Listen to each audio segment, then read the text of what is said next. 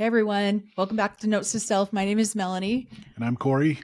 And if you don't know who we were both born and raised in a polygamous cult here in Utah called the Apostolic United Brethren, or the AUB. I was raised with 4 moms, 34 siblings, got married at 17 and had my first 3 babies before 24. I was raised up in Pinesdale. My dad had 9 wives, 39 children, all living in the same community, in a great big house and then a little cabin next to it. So, but we all ate and worked and everything in the same house. So grew up with all 39 siblings all under the same roof. So yeah, kind of cool. So my dad's a current prophet of the AUB. Mine's not. So we have been doing a Sister Wives watch for the very first time. We've never seen any of these episodes before. We've seen snippets or clippets here on social media, but we've never seen the actual seasons. So we are now on season 3, episode 5. We took a little break because we're currently in season 19, and we took a little break to watching the season 19, episodes 23 and 24, which are the passing of one of the Brown children. So we kind of took a break from doing the watch because of those situations. But here we are back, and this one is called Defending Polygamy. What's awesome is my mom has been staying with us for the last little while. And so we were able to watch this one with my mom, who also has gone through a lot of this kind of stuff. My mom's been a polygamous wife for 52 years. And so it's always fun to watch them with her and get her perspective on things as well. But this one is called Defending Polygamy. And we start out the episode where they're talking about Robin and Cody are going to do birthing classes. Yeah, together, which, I think is probably a good thing. But usually doesn't happen. They've got... The midwives will do like a small makeshift class, but I had my first baby at 17. I never took a Lamaze class. I didn't even know what breathing the right way meant. So I literally had zero education about having a baby other than when I watched my mom have her babies. That was it. Other than that, it's very, it really frustrates me and angers me because so many of these women go into the situation, girls, most of them are young girls.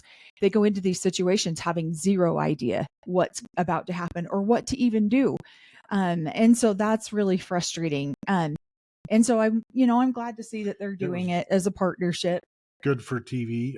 Hopefully a lot of AUB young girls watched that and said, hey, we probably should do that too, to know what to expect. So I was literally giving zero instruction. I didn't even know that you would get stretch marks. I didn't know how to prevent stretch marks or anything, literally nothing, what going into having this baby. Yeah. So go ahead. She was kind of a pro when stop. We had our first child together. She was letting me know what to expect and things like that. My grandmother actually even called her out that she didn't look like she was in labor. She was just over there breathing and doing perfect. So yeah.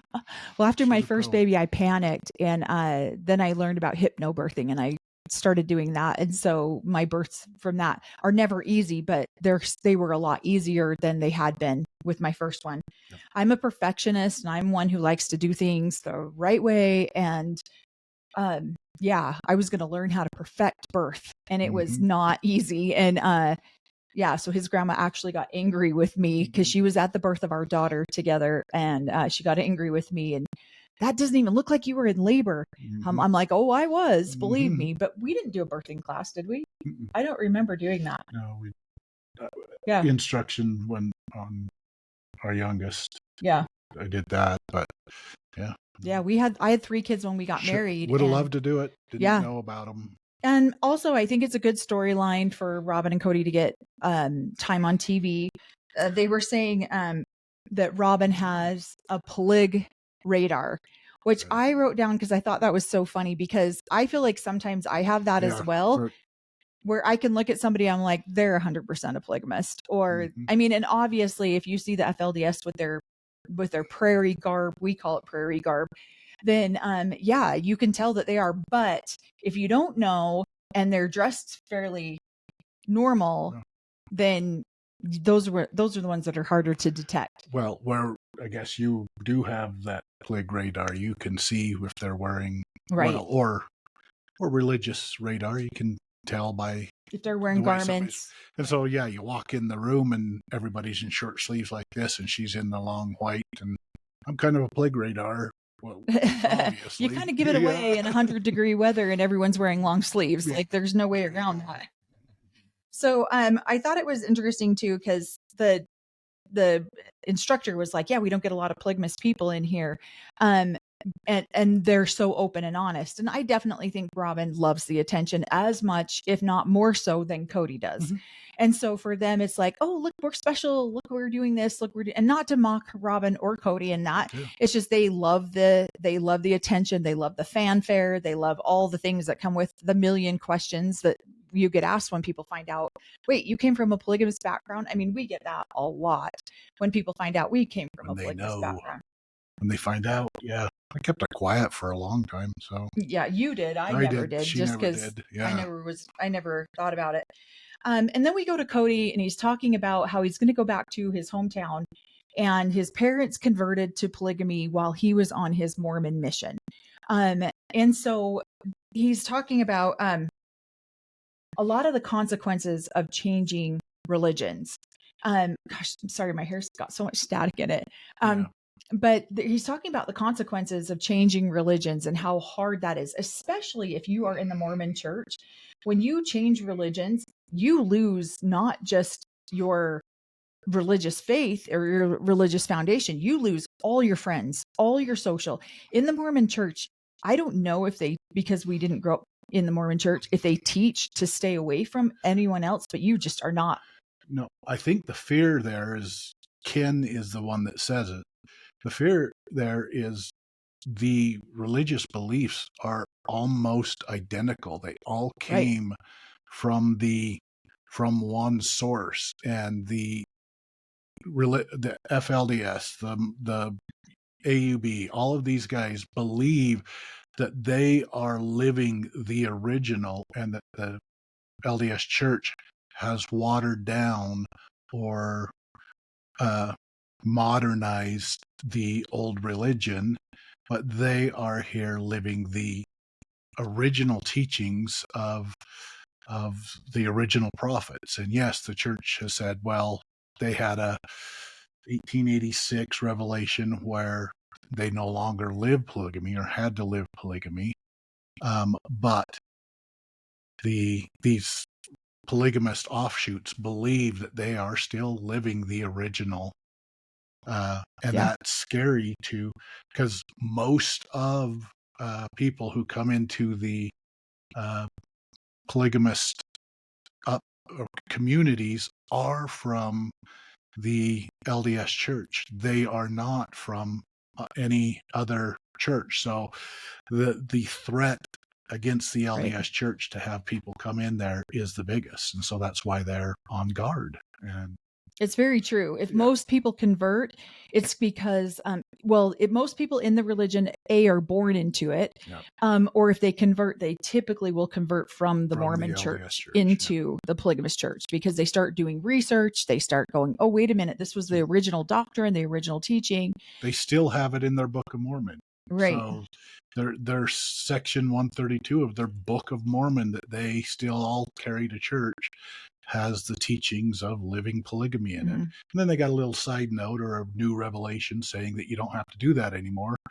But do they really? Is that in there now? Yeah, oh my gosh, I haven't. 1886 revelation. Oh, I haven't looked at that. Is in there. So saying no, you don't have to do it anymore. And so it's confusing because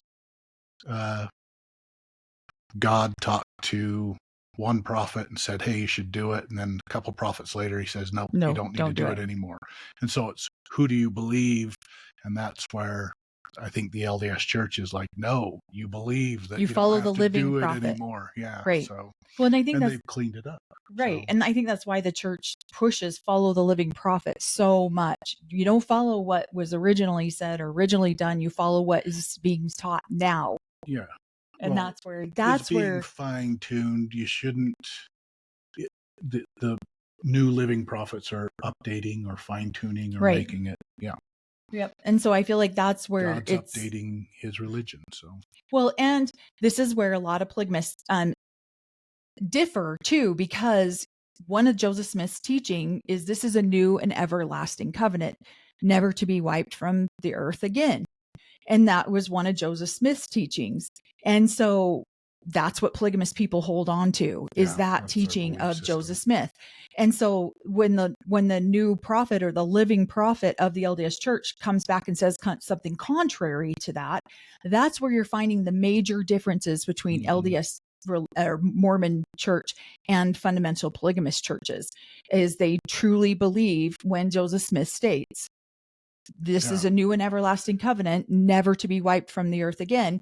They believe that. And that's the fundamental. Yeah. I mean, you know more about doctrine than I do. Well, and But even to the effect that they are excommunicated from the main Mormon church, they feel like they're living a higher law, so that they are still a part of the same belief system. They're just living the higher part of it. So it's okay to be excommunicated.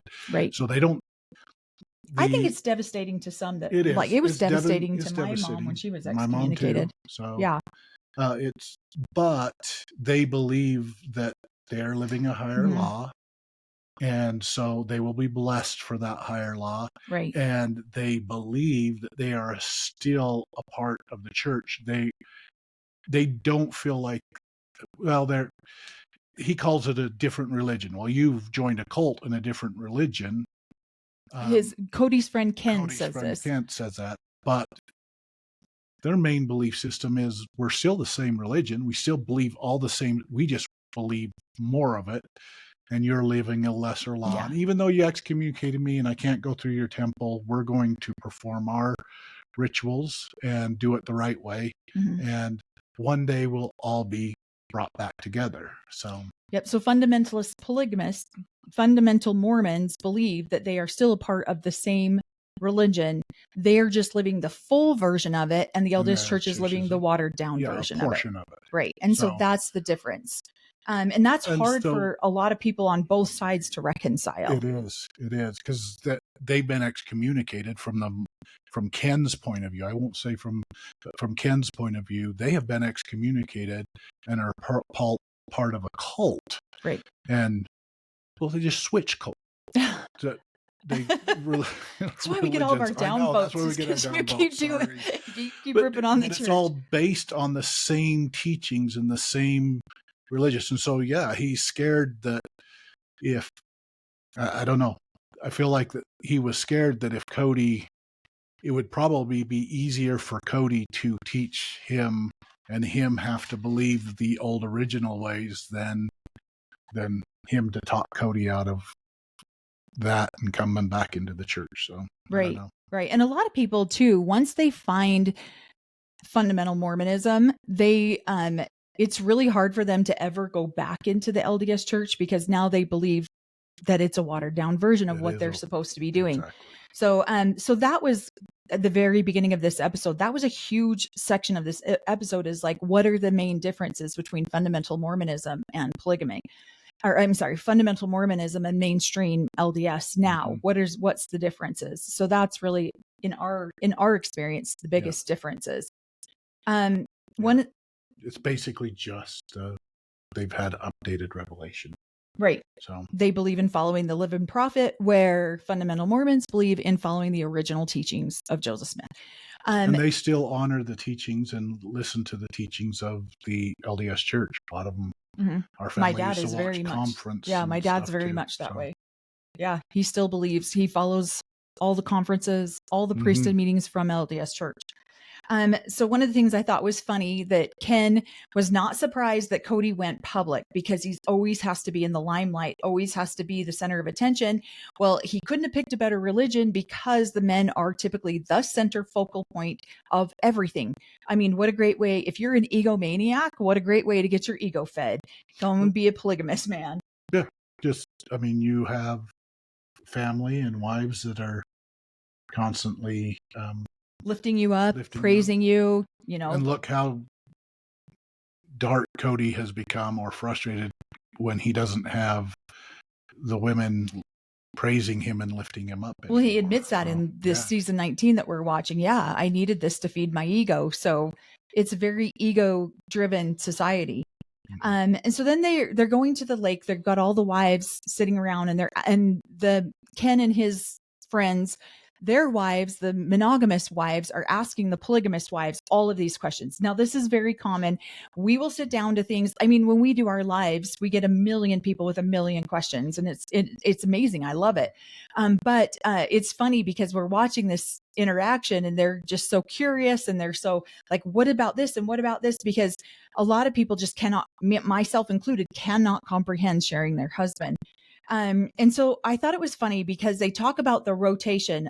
So how does he rotate wives? And are you guys on a schedule where you get him every other, every 4 nights or whatever? And Robin's comment is, the rotation of Cody to the house is very fluid. And I was like, that's a great way to say that he favors you, because he is if whoever needs him is where he tends to go. And I have found in my own experience watching my parents, when it's fluid like that, it means that there's one wife who demands and wants a lot more of the nights and the time with the husband. And so they don't want a set schedule, because then they know that they're going to get fair time. If it's not set and it's fluid, then they can, oh, I need you tonight. Oh, I need you again tonight. Oh, I need you again tonight. And then they monopolize and dominate the time. So I about spit out my drink when Robin said that. And I wrote down that we don't stress out about where he's at. Yeah. We are very fluid. And then I put in there, meaning he stays at Robin's mostly. Right. That's coming from her point of view on it, of, oh no, we're very fluid. And it's something where the wife that probably demands the most time is the one going, no, we need to keep it open.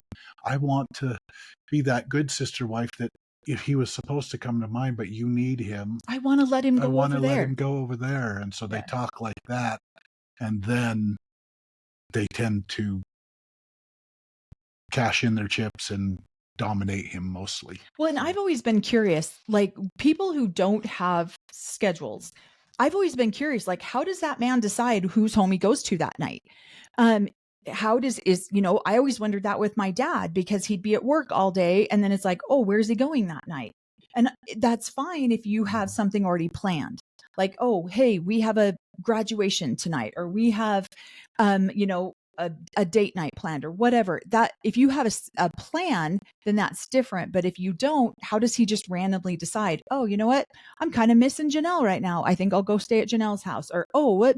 I kind of need Mary's sense of humor right now. I think I'm going to go to Mary's. Like, what goes through a polygamous man's mind that makes him decide what home to go to that evening? I've always been so curious about this. So, and I've asked my mom and my dad about that. And my dad's like, I just go where I'm needed. I let the spirit guide me of where I need to go. And I'm like, I don't buy that. Not very well. The spirit standing over on one wife saying with the baseball bat, you better be coming over here. The spirit says you're coming over here, bucko. So I just thought that was funny that was Robin's answer. And the other wives don't answer. And I'm like, they've been doing this for 17 years longer than Robin, and they didn't make the answer. They're just like, oh, really? So now it's fluid, huh? Well, and then she said in there too, monogamy is ultimately no different than from polygamy. We both wrote this down. No different I wrote it down that monogamy is no different from polygamy for Robin. Robin has only lived monogamy. Oh my gosh. And we both wrote that down because we both racked up. Like, it's no different. Oh, really? That's because you've never lived the other thing where they all lived in the same house.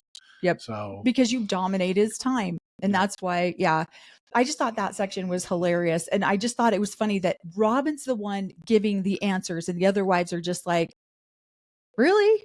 And it really was just Christine and Janelle. Mary wasn't there. Yeah, Mary wasn't. But I just thought it was funny because they're looking at Robin like, yeah, I'm so glad you know all the right answers.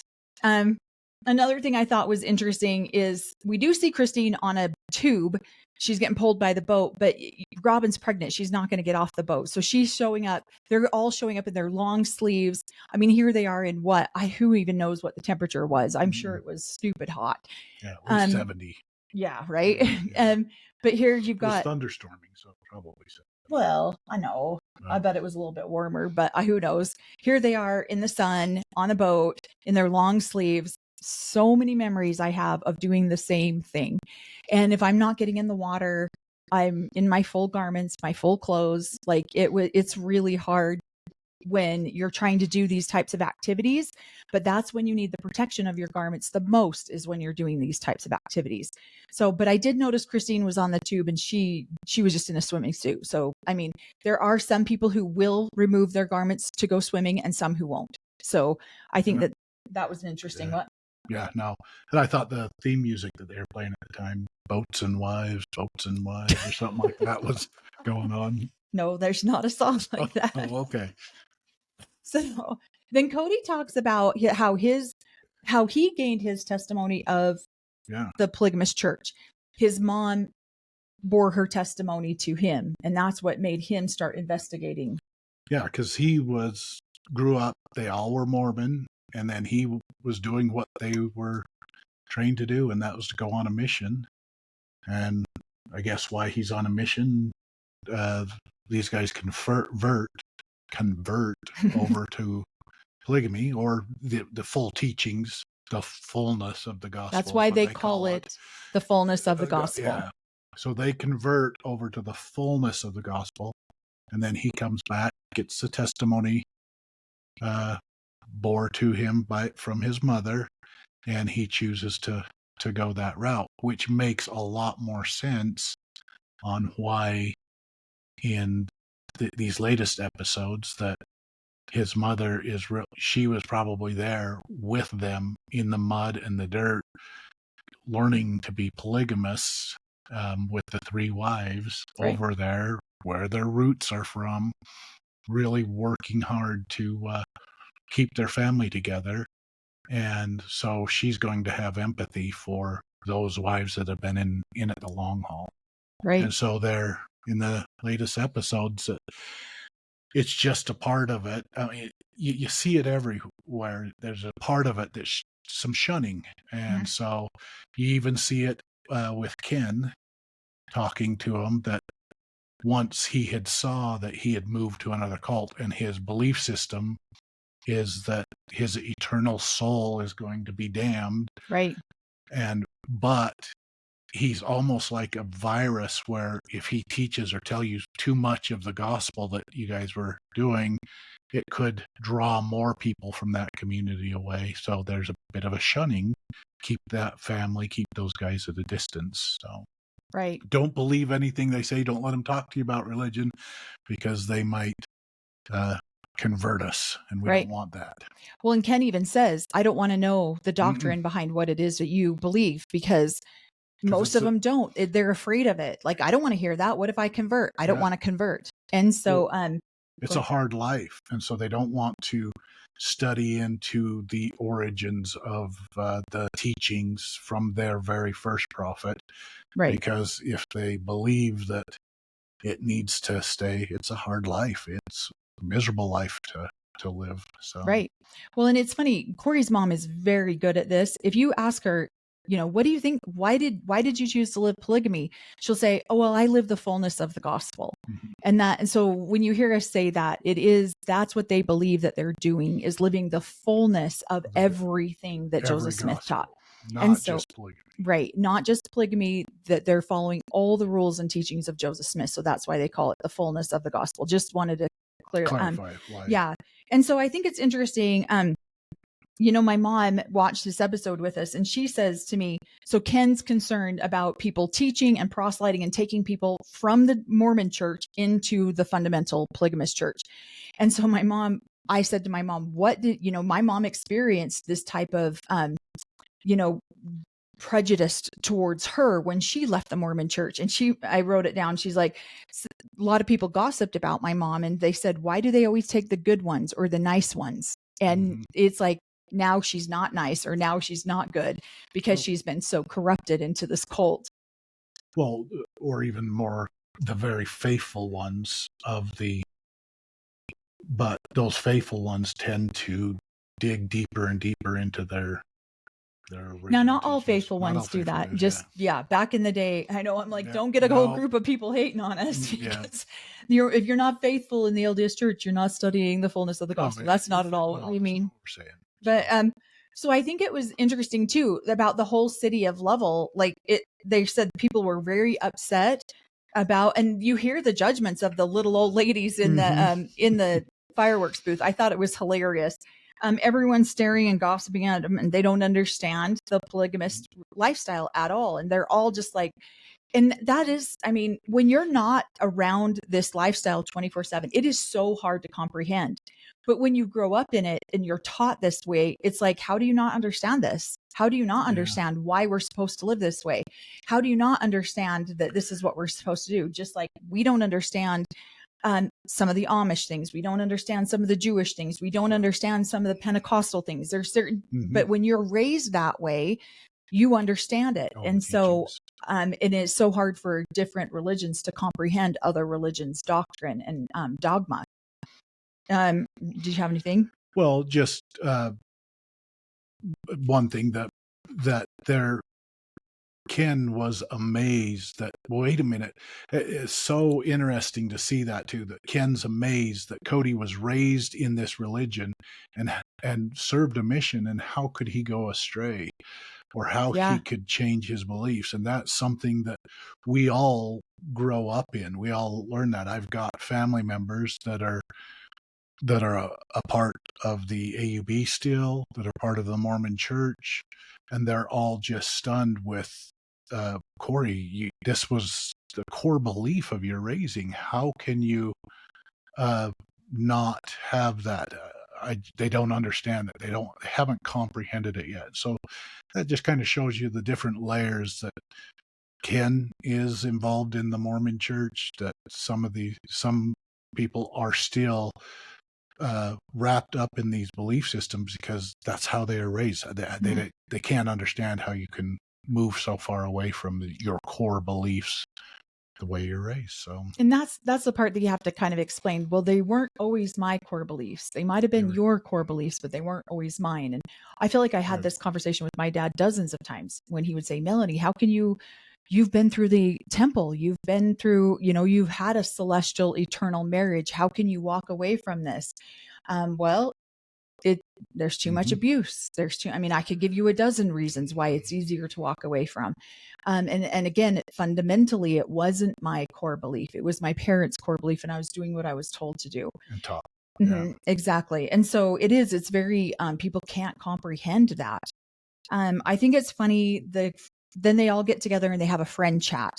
I think it's interesting the way that they're bantering back and forth. And I was watching like Janelle and Christine and Robin's faces. Even Mary was just like, excuse me, what?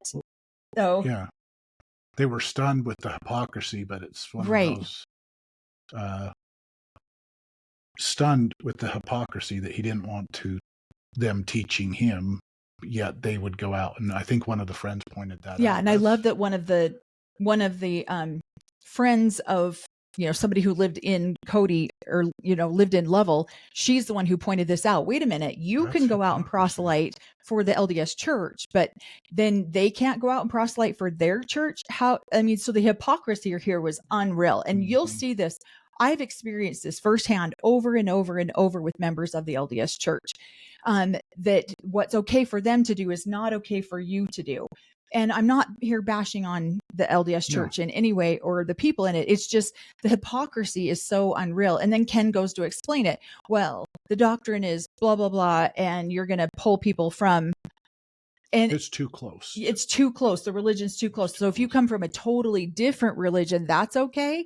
Well, his reasoning and rationale isn't reasonable or rational for it. It's just fear. It's fear because he doesn't want to lose more friends and family if they by chance find truth in any other, in the fundamental religion.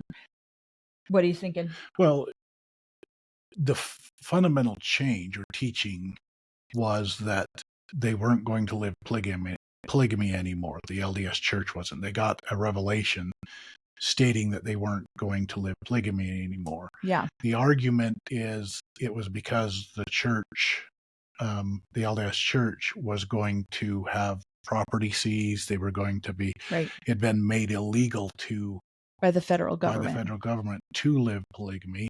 And so they did this prophecy or Manifesto.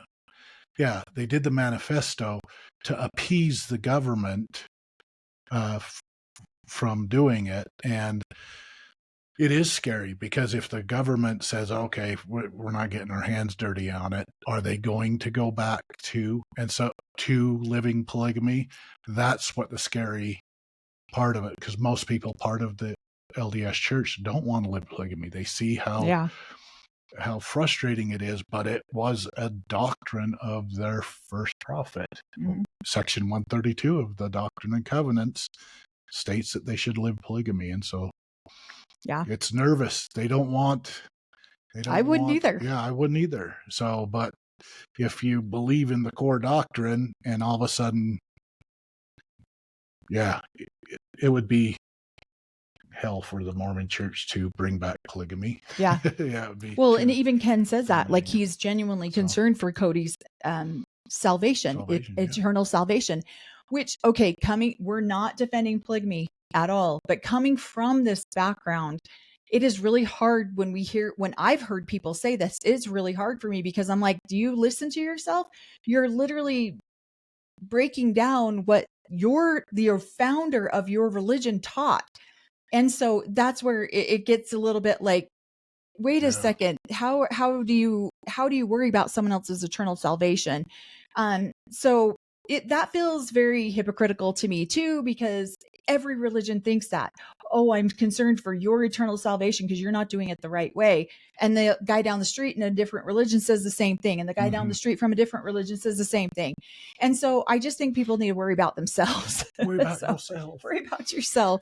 Everybody's souls are, right. I mean, I think we're going to get on the other side and we have a loving and kind maker who's going to see what we're all about. So our souls are pretty secure. Most people I think are too.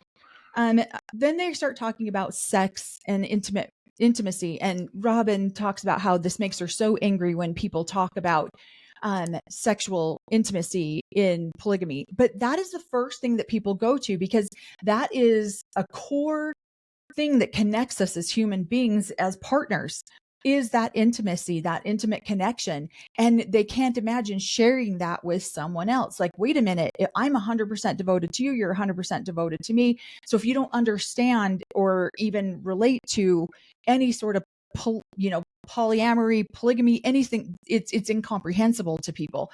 So Robin talks about how upset she gets when they bring this up, because Cody's a moral man, and I would tend to disagree. But she talks about it being sex is cheap and wives aren't. Mm-hmm. And then she talks about these are sacred relationships. Now, special and sacred. Right. And here's where I struggle with that. Mary said that too. So. And Mary did. Yeah. They believe that these are sacred and special and sacred relationships. Now, I struggle with this too, because Robin's got a sexualized picture of her and 3 other women's husbands before she was married to him. If that's such a sacred and holy thing, how do you take these sexualized pictures of you and someone else's husband?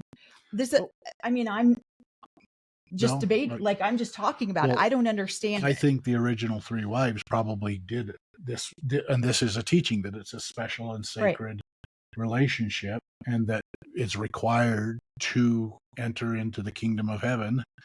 And so this is what was taught again, and probably how the previous 3 wives handled it versus because then it goes down to good moral character. Are you a good moral character? Are you not of good moral character? And unfortunately in this religion, there are many, many, many more men who do inappropriate things with women before they marry them. And it's not but then they go into the temple or the endowment house under the guise of this is a spiritual sacred relationship. Yet they were just making out with this chick a week ago before he married her, while he's got a wife at home pregnant or in labor. So yeah, it's frustrating to see the level of hypocrisy about this, because these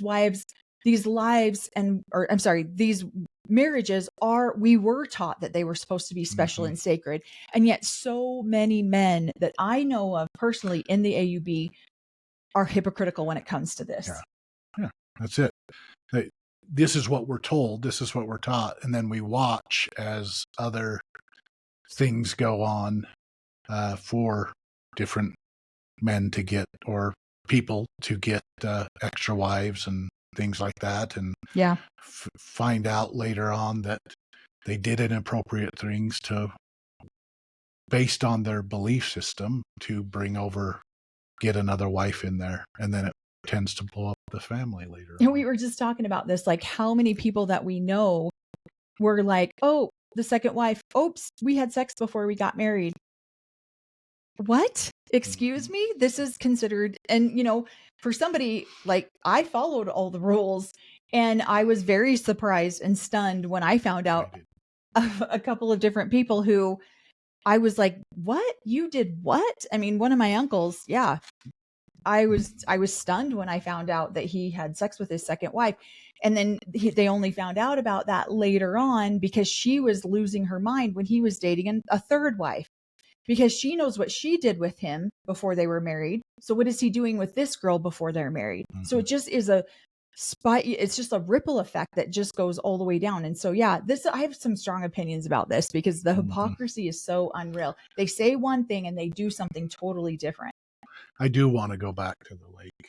Okay. I missed that part where Cody's asking Robin if she's afraid of the lightning bolt. I know. Because the other wives are trying to scurry and get out of the lightning because they haven't experienced a lightning bolt in church, but Cody and Robin weren't too worried about the old lightning bolt. So I wrote that down. Yeah, they're not worried about that old lightning bolt. We love those lightning bolts. Those in church. So out in the wild's just fine too. That's hilarious. I know. He thought that was so funny. He's like, of course she's not worried about lightning bolts. She's received those in church. So, and then survived. Right. Well, and then again, we go back to Ken when they're done at the end of this conversation with the group conversation with their friends. And Ken makes a comment that says that, he's upset about the proselyting. Don't confuse people when your religion is so parallel to our religion. And then he goes, but we'll be tolerant of you. Oh my gosh, I died laughing because Janelle, Christine, and Mary all went, or not Mary, but Robin. All three of them were sitting together and they went, excuse me, you'll be tolerant of us? No, we're here tolerant. And Christine says later, I was going to whip out my Bible and my Book of Mormon and show this guy how wrong he is. Teach him what's right and what's wrong. So that part I laughed at, because this is what I grew up with very heavily. I know you probably didn't, because you were raised in the community, so everybody had a common. Yeah. But I did grow up with this, that people were tolerant of my parents. People were tolerant of me. And I just think that is hypocritical. Even like, what? Jewish people are tolerant of Catholic people. Catholic people are tolerant of Amish people. I mean, I'm just generalizing, but that's what I think is this is where we get so much religious division, because people are tolerant of someone else. And so their beliefs. I struggled with his friend Ken as well, because I grew up with one too many people in my life like Ken who are so self-righteous. It is unreal.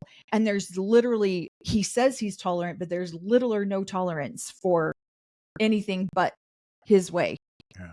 It was a huge division, it sounded like, just from watching this. Because, here you've got Lovell, Wyoming, this little Mormon town. And that's the surprising part.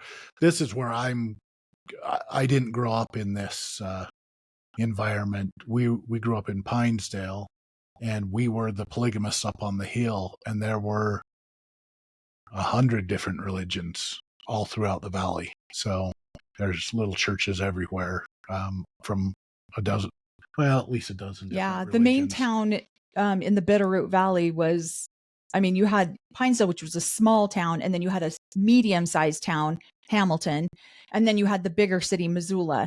Yeah. And there's a bunch of different tons of churches. Seventh-day Adventists, the Mormons were there too. The Mormons, Catholic churches. In fact, there's a couple old Catholic churches that are all up along we went and visited them. The Buddhist farm too, Buddhists, which was amazing. So it's diversity of religions up where we grew up, where now that I've moved down here to Utah, it is a majority of a Mormon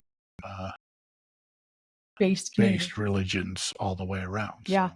Well, and I mean, 99% of Utah was Mormon. Now our ratios are a lot. I think it's 60-40 now, something like that. But yeah, I mean, even our own children were not allowed to play with most of our neighbors because we were not active Mormon. And so, yeah, dealing with Kens in my life was hard. It was hard because for being and we were the plague because we'd come from the right. So coming from such a Christian community, not a lot of tolerance. We left the Fundamentalist, or the what did Mom call it? The Fullness of the Gospel. Fullness of the Gospel, and came in and then left the LDS Church, and so there's teachings that we have up in our brain that we didn't want to confuse, and we're hypocrites too, because when our girls were coming of age, we didn't necessarily want the polygamous kids either. Boys either. So we understand both sides of it. And I'm by no means saying that everyone in the Mormon church is this way. There's not. Most of them are not this way. Family. But there are people who are tolerant of other people. And it's just like, in my opinion, some of the most un-Christ-like behavior I've seen. Okay. So I thought it was funny. Then they're all at the fireworks, and they played this clip throughout most of the episode. Oh yeah, most of us in Lovell thought that he was gay. We thought he was flamboyantly gay. Raise your hand if you think he still is. I don't know. No, it's fine. We know nothing. Yeah, and then what did he say in the in the tell-all, the in there, he was I don't remember. Metrosexual or something. Oh yeah, I'm just in touch with my feminine side. And today they'd call that metrosexual, which is probably me, because I don't dress nice. I know I don't dress, but they're showing pictures, and I'm like, doggone it! Now you're trying to drag out a picture of me in a dress and all of that stuff. I'm like, yeah, hey. Cody and I apparently grew up in the same communities in the same way. So. I appreciate that you're in touch with your feminine side. It makes my life so much happier. I'm not as angry as I used to be when I was. Yeah. And I love that you'll watch chick flicks with me. Mm-hmm. I've mellowed so many times. I'll be like, I just really want to watch this. And he's like, okay, fine. It's interesting because growing up the way we did, I felt like that in my 20s, young 20s, I was angry. Mm-hmm. I was angry, and then I calmed and mellowed and got help and have mellowed into who I am now. It's interesting to watch Cody, who seemed mellow and all of that stuff, now get into that angry stage. The angry stage, yeah. So I feel like he's going through at this time in his life, that angry stage, that I was going through in my 20s. So I'm very appreciative that I learned those lessons when I was younger. Well, and before you had children. And before I had children. Yeah. So that I'm more of a kind, mellow, cheerful guy. So, because I was frustrated in my 20s. So. Right.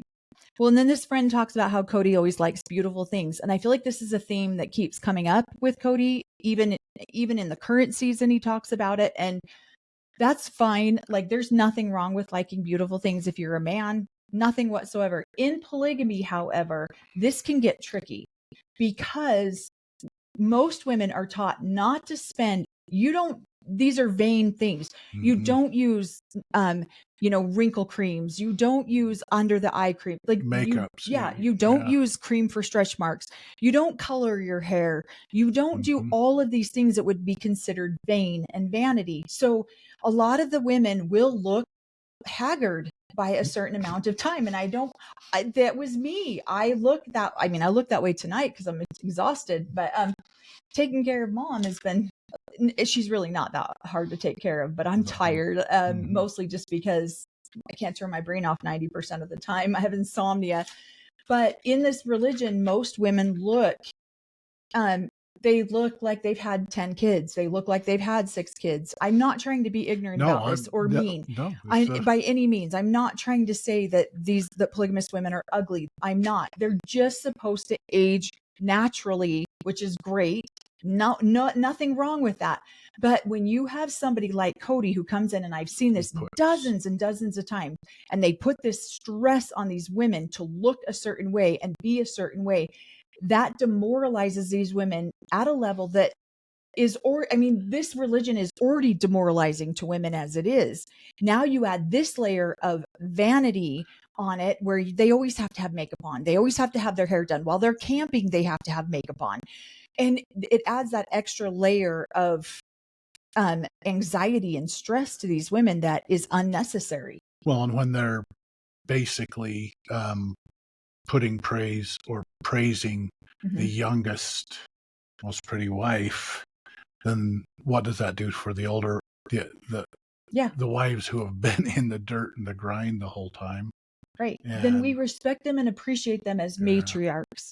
And that's just patronizing. That's just makes you feel like complete shit. When you've had 6 children with this man, and all of a sudden the hot new young thing comes in, and now her face doesn't have the same amount of wrinkles yours does. She doesn't have gray hair. She doesn't have, Robin's 10 years younger than these other women. And but I'm just noticing this on so many episodes where Cody's like, oh, I need a beautiful assistant. Oh, these signs make all of Cody, Wyoming look beautiful. Like everything he does it's talking about the aesthetically outside appearances of things. And in this religion, that can be extremely harmful to women who are taught to do nothing about that part of their life. And I've watched this happen I've said this before in some of our other videos, that Cody was part of a clique in the AUB. Most of the men in that clique, in that group of people, treated their wives the same way. They needed them to be beautiful. They needed them to look a certain way, act a certain way, so that their family could be esteemed to be a beautiful family. And, one of my nieces one time said, I will never move away from this. There's a couple of different communities here in Utah, United Orders, which we've talked in other videos about. And she said, I will never move away from this United Order because this is where the beautiful people are. And so it's hard when you put so much value and pressure on being beautiful, and then you have no resources to go do that. And so, anyways, long rant about that. That one just really kind of frustrated me. Okay, we're at the end of the episode when he talks about he's hoping that now that he has come back and made amends with his friends or whatever, that his mom can walk down the street with her head held high. I'm curious to see if that happened for her after this episode, or where she's at with it today. Yeah. Because of the downfall that we've seen Cody go through, I'm curious if she walks down the street with her head held high over the representation that her son has done for polygamy. I know, but I don't know. I have no idea. I don't know. Well, I'm hoping that by them coming out and putting the show on, that it it created more of a opening, welcoming to all of the people, no matter what religion they're in, what thing, more inclusiveness. And so